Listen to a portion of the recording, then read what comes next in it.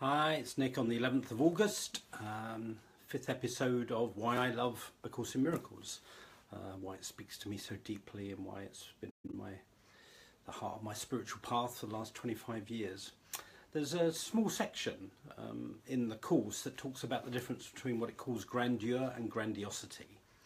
And what the course says is that grandiosity is of our ego. It's an expression of our kind of pride. And generally we think of grandiosity, as like what we would generally call ego trips, like when we see somebody who thinks, I'm the best in the world, I'm amazing, nobody's as good as me and all that kind of stuff. We can usually recognize kind of inflated, full of pride, probably what we would call arrogant ego trips. And the Course says, that is grandiosity. It's the self-inflation. And the thing that I didn't realize until a few years ago, and it was a real insight, was the Course says, yes, we can recognize that as grandiosity, but I hadn't realized that deflation was actually equally grandiose. And what I mean by that is, I spent a lot of my younger life saying, well, I'm nobody, I'm nothing, I'm nobody significant, I'm nobody special, all that kind of story that so many of us can tell ourselves. And it wasn't really till I understood the Course that the Course was saying that's grandiosity too. And the reason being is the Course teaches that who we are in essence, how we were created, is in grandeur. We were each created in grandeur. And, and here's what I think happens, and it's a fascinating kind of take, and I think I'm kind of, I don't know if right is the right word, I think my understanding is clear, that what happens is we are created in grandeur. But when our ego gets hold and runs the show and forgets and gets us to forget who we truly are, the ego creates a grandiose version of ourselves to try to replace the grandeur of who we truly are.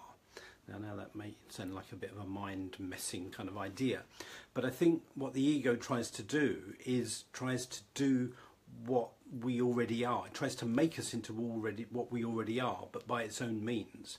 So, if we're already inspired, we're already creative, we're already peaceful, we're already powerful, if we are all those things already, that is our grandeur. But the ego tries to get us to forget that we are those things, and then it says, well, I'll inflate you, and then you'll be special, then you'll be amazing. Or I'll deflate you, I'll get you to think how useless you are and how stupid you are and how, you're full of self-hatred and self-loathing. Then you'll be special again. That will give you some kind of significance.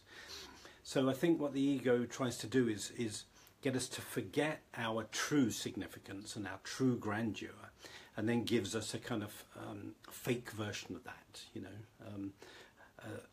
an ego version of the truth of who we are, and that is grandiosity. So I don't know if that makes sense to you. I hope I've explained it reasonably clearly. I think I know what I mean by it. I hope I've conveyed it.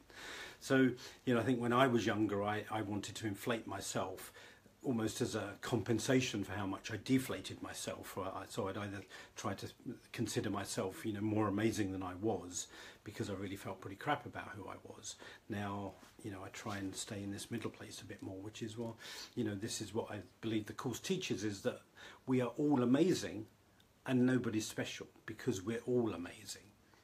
We all have incredible power and talent and gifts inside us. So none of us any more than others. So, it's a funny kind of paradox. It's like we're all amazing, but it's no big deal because everybody is. So you're amazing, but so is everybody else. I'm amazing, but so are you. It's no big deal. We're all amazing because we've got the power of the universe, the power of love, the power of God within us. So nobody's any more special than anybody else. And we're all blooming amazing.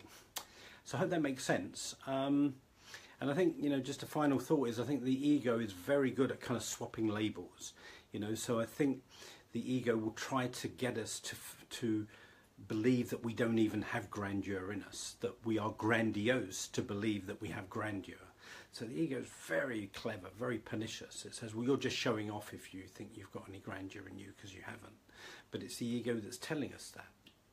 So, the ego really gets us, so it gets us to be grandiose by diminishing ourselves, but tells us that's true humility. If I put myself down, that's true humility, when really it's grandiosity. True humility, according to the Course in Miracles, is the acceptance of being a child of the universe, a child of God. That's just who you are. It's just a fact. It's no big deal. It's simply a fact. And that is the idea of true grandeur. That's the idea of true humility. So I hope that resonates. Thank you for taking the time to watch this. God bless. Have a good day. Bye.